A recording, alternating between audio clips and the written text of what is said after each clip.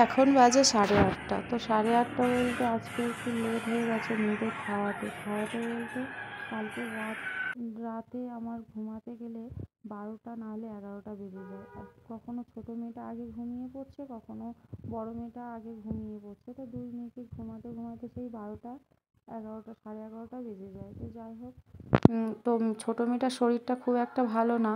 তো ও সকাল ভোর 3টের সময় উঠেছিল। তো 3টের সময় উঠে 5টা পর্যন্ত খেলা করেছিল। তো ভাবলাম ও ঘুমিয়ে পড়লে নিজে একটু বাসি কাজগুলো সেরে নেব, সে আর হয়ে ওঠে না। আবার কি বলো তো, আমার ছোটো মেয়ে বলো আর বড় মেয়ে বলো, দুজনের যদি ঠান্ডা লাগে না, রাতে ঘুমাতে ঘুমাতে কাশতে কাশতে ওরা দুজনেই বমি করে ফেলে। তা ছোটো মেয়েটাই ওরকম দুধ খায় না, কাশতে কাশতে ঘুমাতে ঘুমাতে হঠাৎ করে বমি করে ফেলে। তা ওই সারা রাত এখনো মানে ওদেরকে দেখতে দেখতে নিজেই কখন সকালবেলা ঘুমিয়ে পড়েছি, 8টা বেজে গেছে ঘুম থেকে উঠতে। তো সকালবেলা বড় মেয়েকে খাইয়ে দিয়েছি, ও খেলা করছে। আর ছোটো মেয়েকে এবার একটু খাইয়ে দিচ্ছি, কেননা সকালে ওকে আমার ছোটো মেয়েকে একটু মোটা খাবারই খাওয়াই, সেরেলাক্স খাওয়াই, কেননা ওকে একটু মোটা খাবার খাইয়ে দিলে অনেকক্ষণ ধরে ও খেলা করবে। তা ওকে ওই দুজনকে খাইয়ে দিয়ে খাটের ওপর ছেড়ে দিয়েছি, আর আমি তার মধ্যে স্নান টান করে কিছুটা বাসি কাজ ছিল সেগুলো সেরে নিয়েছি। আর এই আগের দিন এনেছিলাম মটরশুঁটি, আর কাগজের মধ্যে ছিল সেই মটরশুঁটিগুলো দেখি একটু কেমন হয়ে গেছে, সেই জন্য করে একটু রোদে দিয়েছি। তো স্নান টান করে ঠাকুরকে ভোগ লাগিয়ে নিয়েছিলাম। আর সকালবেলা বলতে নিজে কী খাবো সেটাই ভাবছিলাম, এত খিদে পাচ্ছে যে খাওয়া। তার মধ্যে দেখো ডাস্টবিনের গাড়ি চলে এসছে, ডাস্টবিনগুলো খুলে চলে এসেছিলাম। আর এখানকার ডাস্টবিনের গাড়িটা আসলে বুঝতে পারি কি, এখানে মাইকে গান শোনা যায়, তখন ভাবি যে ডাস্টবিনের গাড়ি এসছে। তো ডাস্টবিনগুলো ফেলে কিছুটা কাজ ছিল করে নিয়েছি, আর একটু মুড়ি ছিল, মুড়ি খেয়ে নিয়ে তারপর রান্না করতে চলে আসি। তা কি রান্না বলতে আজকে ডাল করেছি, আর একটু নিরামিষ তরকারি বলতে ওই বিট ভেজেছিলাম, তা সেই একটু করেছিলাম, আর একটু আলুর তরকারি করেছিলাম, বেশি কিছু করিনি। তো দুপুরবেলা ওদেরকে ঘুম পাড়াতে যাচ্ছি, ওরা কিছুতেই ঘুমাবে না।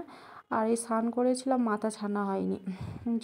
আর দুজনার জন্য কখন মাথা ছানি কখন ছানি না, যখনই সময় পাই তখনই ছানি, না না হলে ছানাই হয় না সারা দিনের মধ্যে।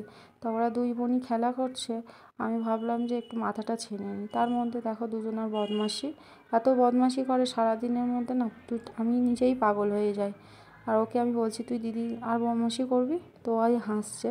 আর আমার পিছনে যেটা কি জানো, ওটা হিটার বলতে এখানে ঠান্ডা মেশিন, আমাদের যেরকম কলকাতাতে এসি লাগে, এখানে আবার গরম মেশিন লাগে।